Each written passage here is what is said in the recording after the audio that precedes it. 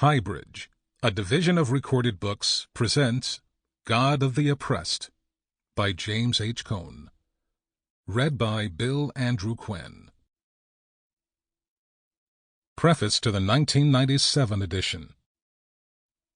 Written in the middle of the 1970s, God of the Oppressed represents my most developed theological position. Building on my previous work in Black Theology and Black Power, 1969, and A Black Theology of Liberation, 1970, I sought to deepen my conviction that the God of biblical faith and black religion is best known as the liberator of the oppressed from bondage. This text was also written in response to black and white critics who challenged my interpretation of biblical faith and black religion. White theologians were disturbed by the militancy of black theology, the passion and anger that characterized its language about black liberation. They felt that I was influenced too much by the radical separatist rhetoric of Malcolm X and Black Power, and too little by the moderate integrationist philosophy of Martin Luther King Jr. and the Civil Rights Movement, which called upon blacks, whites, and other Americans to work together to create the beloved community. My affirmation that God was on the side of oppressed blacks in their struggle against white supremacy was countered with King's nonviolence and the biblical themes of love, forgiveness, and reconciliation.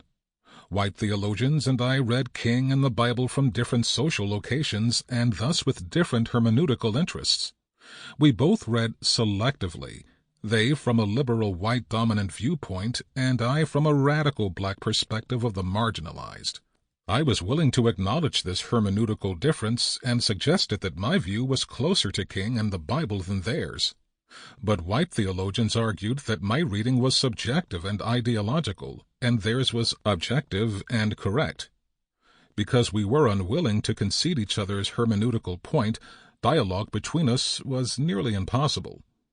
While most white theologians ignored black liberation theology, preferring instead to dialogue with Latin American liberation theology and feminist theology, a few engaged black theology in their writings at conferences and in academic societies.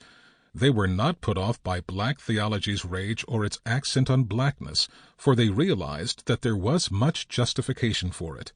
Still, these theologians pressed for the universality of the Christian gospel, which could not be limited by the particularity of the black experience. I insisted that there is no universality that is not particular, no knowledge of God's revelation in the U.S. that did not arise out of the black struggle against white supremacy. Black theologians challenged me from both a different and similar angle.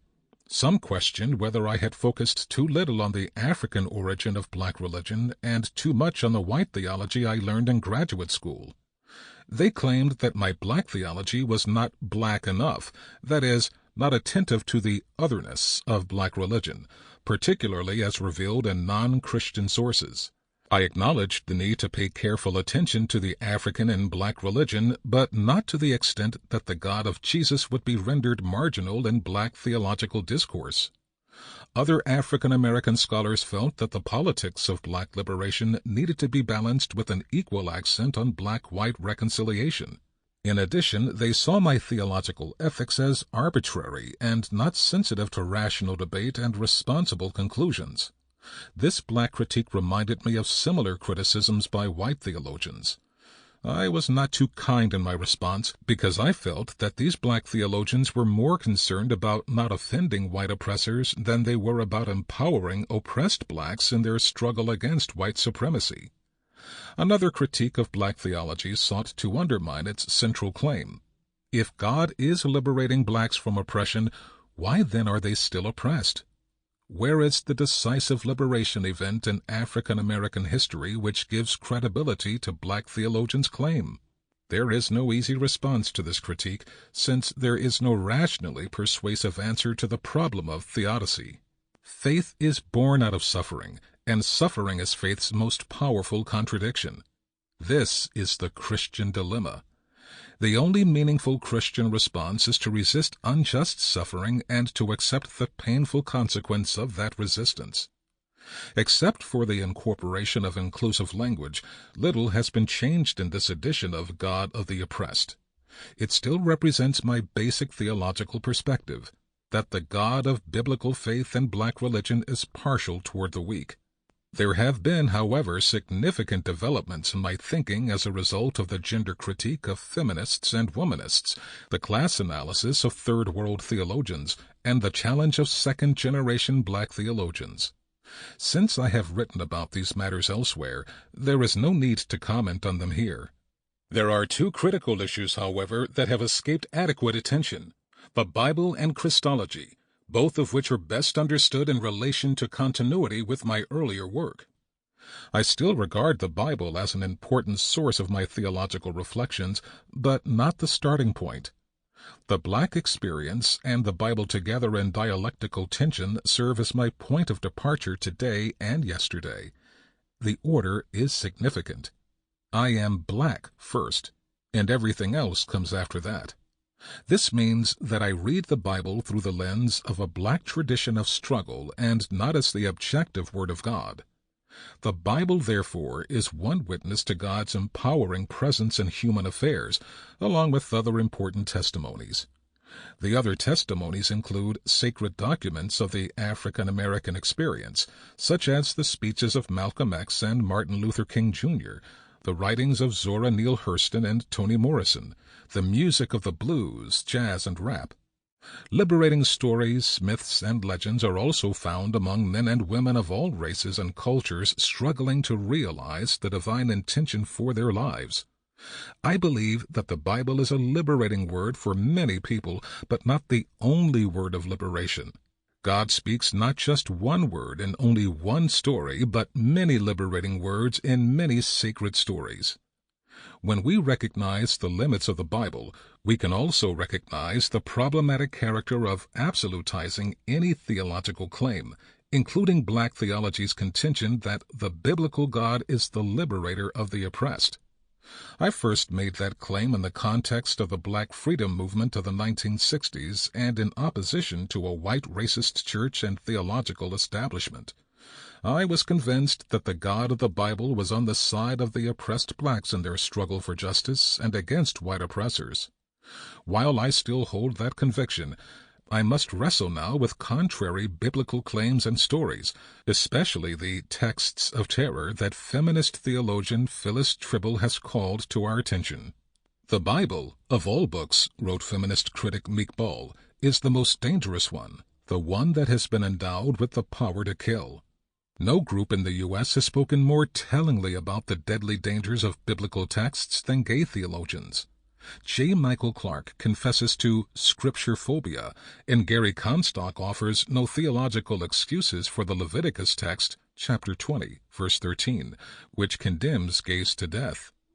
How many times and in how many ways do we have to be told that we should be killed before we take it seriously? Is not once enough? Using the Hagar story, womanist theologian Dolores Williams challenges black theology's claim that the biblical God is always on the side of the oppressed, liberating them from bondage. God did not liberate the runaway slave woman Hagar, but instead compelled her to return and submit to her abusive mistress Sarah.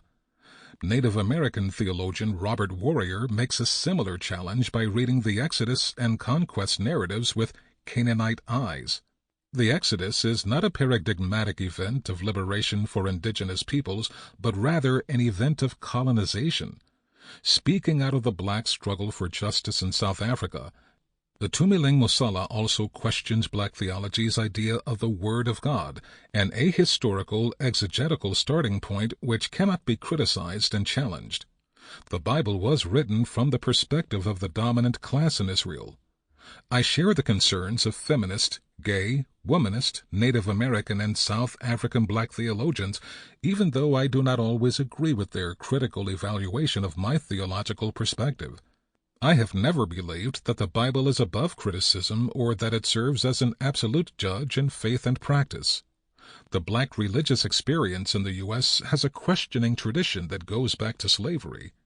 Black slaves rejected biblical traditions which whites used to justify slavery, such as the so-called curse of Ham, Genesis chapter 9, verses 24 through 27, the story of Cain, Genesis chapter 4, verses 1 through 16, and the sayings that admonished slaves to be obedient to their earthly masters, Ephesians chapter 6, verses 5 through 8.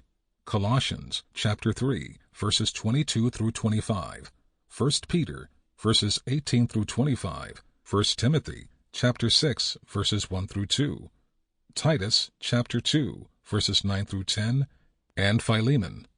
They turned instead to the liberation motif they found in the Exodus, prophets, and the Gospel's portrayal of Jesus and solidarity with the poor. Both the black church and black theology are products of that tradition. No experience can take precedence over the truth revealed in black people's struggle for full humanity. The same rule of faith should be used by all oppressed people as they reflect on God in their struggle for wholeness. While we must begin our theological reflection with the particularity of our own struggle for justice, we should never stop there. The truth of our particular struggle pushes us beyond ourselves to the truth of other struggles. The Bible and the struggles of the oppressed throughout history broaden our vision of the truth and thereby impel us to make real the beloved community that Martin Luther King Jr. spoke so eloquently about. Human beings are made for each other, and no people can realize their full humanity except as they participate in its realization for others. While some critics, shocked by my accent on blackness, missed this universal note in my theology, it has been there from the beginning. The end point of my theology is as important as the particularity out of which it was born. Turning to Christology, I continue to focus on Jesus Christ as the starting point for Christian thinking about God. He defines Christian identity in faith and practice. Because I am a Christian, my theological reflections start with Jesus. The Jesus about whom I speak, however, is not primarily the one of Nicaea and Chalcedon, nor of Luther, Calvin, and Barth. Though the dominant Western theological tradition is an important dialogical partner, it is not the main source for my thinking about Jesus. For Christological reflections, I turn to the Jesus of Matthew, Mark, Luke, John, and Paul, and of the spirituals and gospel music, Fannie Lou Hamer and Martin Luther King Jr. This Jesus of the biblical and black traditions is not a theological concept, but a liberating presence in the lives of the poor in their fight for dignity and worth. This is the Jesus I wrote about in God of the Oppressed. Interpretations of Jesus are shaped by the religio-cultural and the socio-political contexts in which they are made. The Christological perspective of this book emerged out of the African-American freedom struggle in the U.S. Since its publication, I have encountered many different perspectives on Jesus which have challenged and enlarged my Christology. Particularly important are the writings of feminist, womanist, and Asian theologians. My first encounter with Asian theology occurred just after this book was published. In May 1975, I was invited by Koreans in Japan to speak on The Church Struggling for the Liberation of the People, and by Minjung theologians in South Korea to talk on black liberation theology. Though I saw many connections between the Korean struggles for justice in Japan and Korea and the African-American struggle in the U.S., the greatest difference between the cultures of the West and East and the minority status of Christianity in the latter made a profound impact on my theology. It did not take me long to realize that I needed to rethink my Christology in the light of a non-Western world inhabited by people struggling for justice empowered by other faiths. Later I became a member of the newly organized, 1976, Ecumenical Association of Third World Theologians, ETWAT, and traveled throughout Asia, Africa, and Latin America, dialoguing with Third World peoples about the meaning of Jesus in their liberation struggles. More than any other group, Asians, especially in South Korea, India, and Sri Lanka, challenged the Christocentric focus of liberation theologies. At the Second ETWAT Intercontinental Dialogue on Christology and Popular Religions, August 1995, David Su of South Korea put the issue sharply. How can we express genuine solidarity with people of other faiths in the struggle for justice if we hang on to the centrality of Jesus? Such talk is Christo-fascist. Su was responding to the Christological exclusivity of liberation theologies, the dangers of such terms as uniqueness, finality, and absoluteness when speaking of Jesus Christ. Since 1975, a radical development has taken place in my Christological reflections. No longer can I do theology as if Jesus is God's sole revelation. Rather, he is an important revelatory event among many. God speaks to people through many persons and events in a variety of ways. While I find it meaningful to speak of Jesus as God's black Christ who empowers African Americans in their fight against white supremacy, I cannot limit God's revelation to Jesus or to the fight against white racism. God's reality is much bigger than the black experience and the concepts black theologians create from it. No one people's language and experience are capable of capturing the full reality and presence of God. When we truly recognize the limits of our experience without denying its revelatory power, we are then encouraged to reach out to others and connect with the transcendent in their experiences. The great problem with dominant white theologians, especially white men, is their tendency to speak as if they and they alone can set the rules for thinking about God. That is why they seldom turn to the cultures of the poor, especially people of color, for resources to discourse about God. But I contend that the God of Jesus is primarily found where dominant theologians do not look. On this point, Paul was absolutely right. God chose what is foolish in the world to shame the wise. God chose what is weak in the world to shame the strong. God chose what is low and despised in the world, things that are not, to reduce to nothing things that are. 1 Corinthians chapter 1, verses 27 through 28, New Revised Standard Version. Another important challenge to black theology's Christology focuses on Jesus' atonement, the question of whether God's salvation is accomplished in and through Jesus' suffering and death on the cross. Some feminist and womanist theologians reject the biblical idea that Jesus gave his life as a ransom for many, Mark chapter 10, verse 45, or that God's salvation was accomplished in and through the death of the Son. They argue that such a notion of redemption can be interpreted as divine child abuse, the Father willing the death of the Son. This notion glorifies suffering and encourages the victims of injustice, especially women, to accept their battered lot as willed by God, just like Jesus did. They find nothing salvific in Jesus' death and thus claim that the cross, as a symbol of salvation, must be totally rejected. The cross is seen as a symbol of disgrace, a shameful event that must never be passively imitated. This is a powerful and persuasive critique of the Christian notion of redemption. No theologian or preacher can afford to ignore it because there is too much truth in it. I agree with feminists and womanists who reject the theories of the atonement, ransom, satisfaction, moral influence, substitution, penal, etc., as reflecting the God of patriarchy, the values of the dominant group. No one can deny that Jesus' suffering and cross have been interpreted by religious leaders in all Christian churches to encourage the passive suffering of the innocent, especially the poor and women in all groups. Womanists and feminists focus on the life of Jesus in the Synoptic Gospels, which inspires discipleship and encourages people to resist evil as Jesus did. Atonement theories, which image God as a patriarch and Jesus as a passive surrogate, do not empower the oppressed to resist oppression, but rather encourage them to accept it. Both black and white churches are guilty of promoting passive suffering in the African American community. Black church faith focuses on the life, teachings, death, and resurrection of Jesus. All aspects of Jesus' identity are important elements in its understanding of redemption, but the suffering and death of Jesus receive special emphasis in the songs, sermons, and prayers of black Christians. This emphasis often leads to the passive acceptance of suffering, which male preachers have exploited to the detriment of women. White preachers and theologians have been particularly adept in teaching blacks to be passive and nonviolent, modeled after their narrow interpretations of Jesus and Martin Luther King Jr. They elevated King to the status of a national hero, making his birthday a federal holiday, and recently helped blacks rebuild their burned churches. Even white conservatives of the Christian right, once fierce opponents of King and black churches, joined the bandwagon. Support for both emerges out of their interpretation of King and the churches as powerful symbols of love and nonviolence.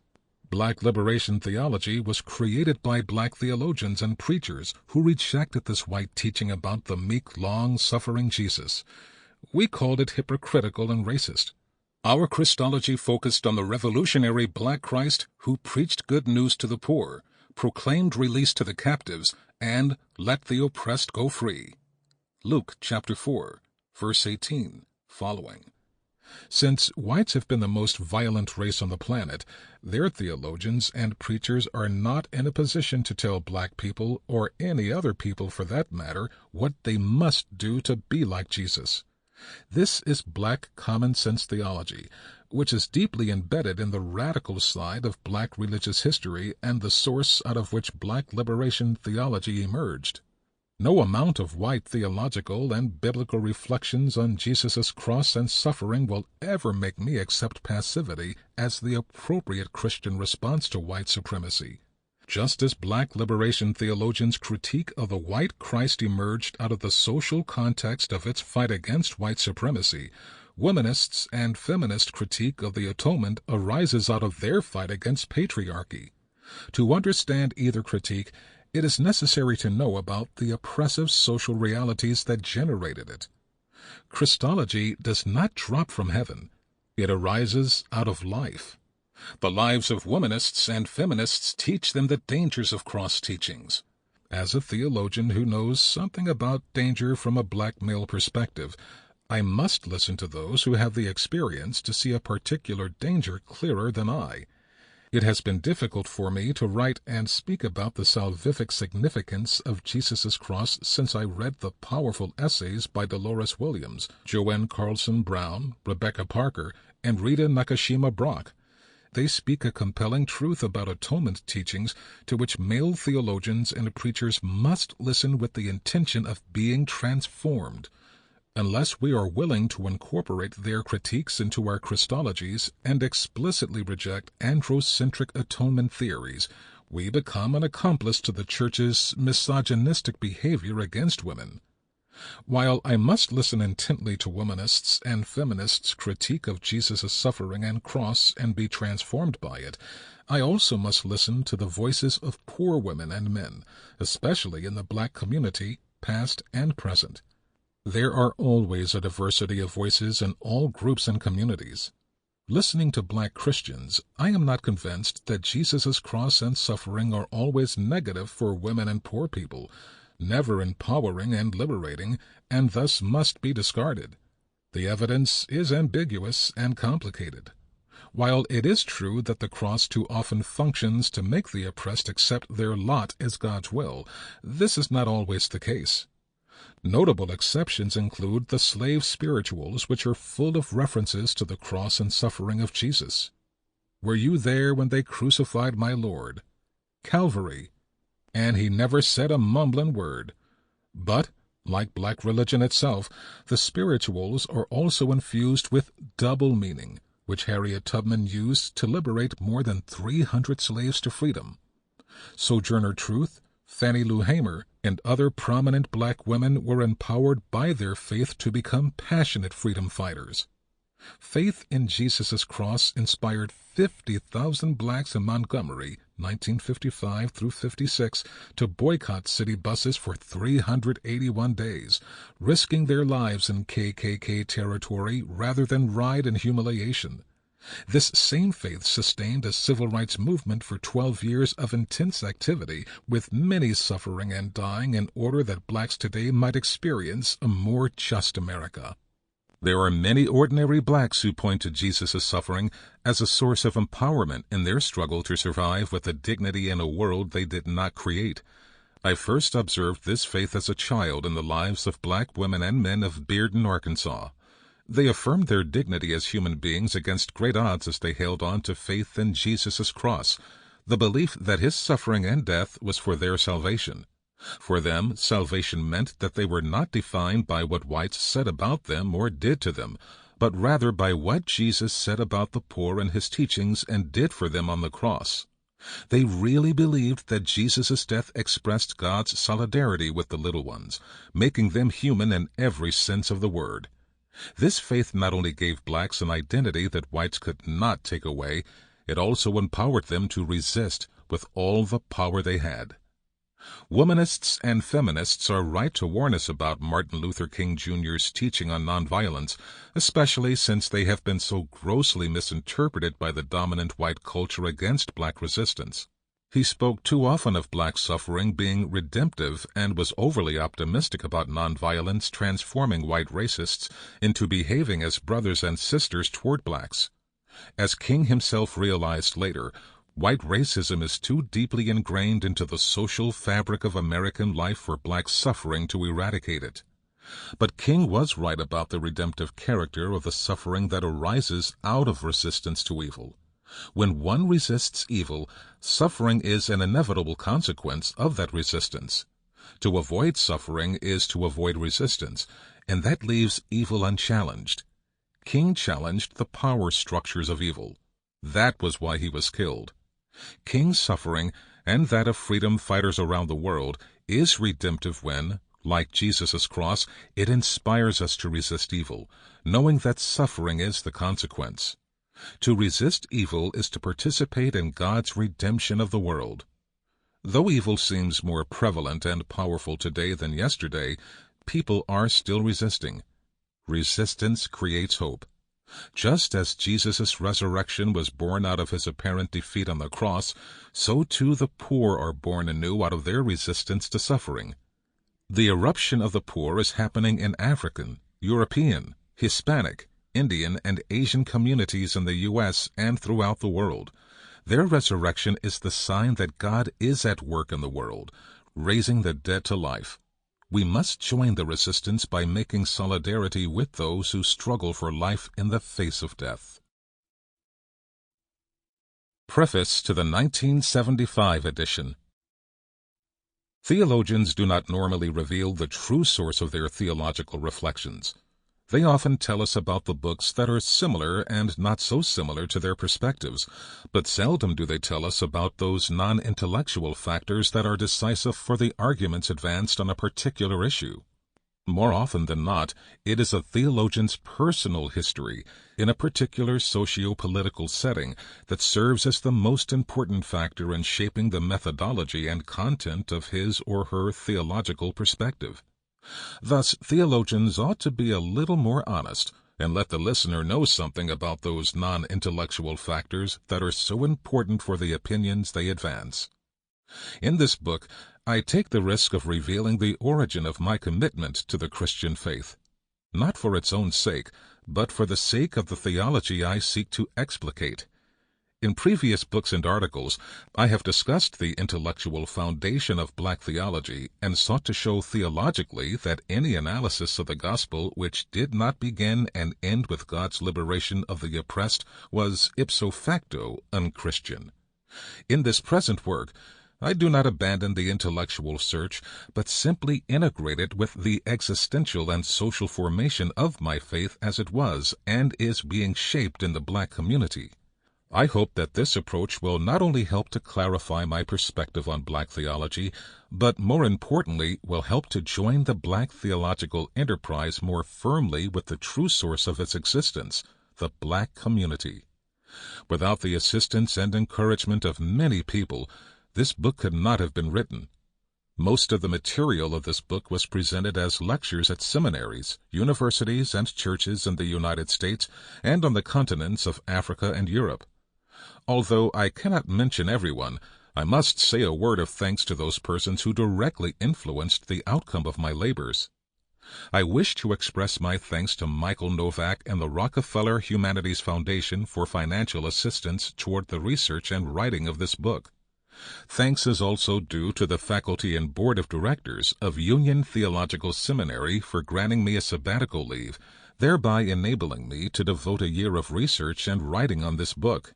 In addition, several of my colleagues at Union read all or part of my manuscript and provided helpful criticisms. They include Paul Lehman, George Landis, James Martin, Cyril Richardson, James Sanders, Bobby Joe Saucer, and Roger Shen. A special thanks is due to Archie Lamont, the youth coordinator of the World Council of Churches. Through his efforts, I was afforded the opportunity of making several trips to Geneva and other places in Europe, thereby enabling me to appreciate more deeply the importance of the ecumenical movement for the Church and its theology. I am sure that my Sample complete. Ready to continue?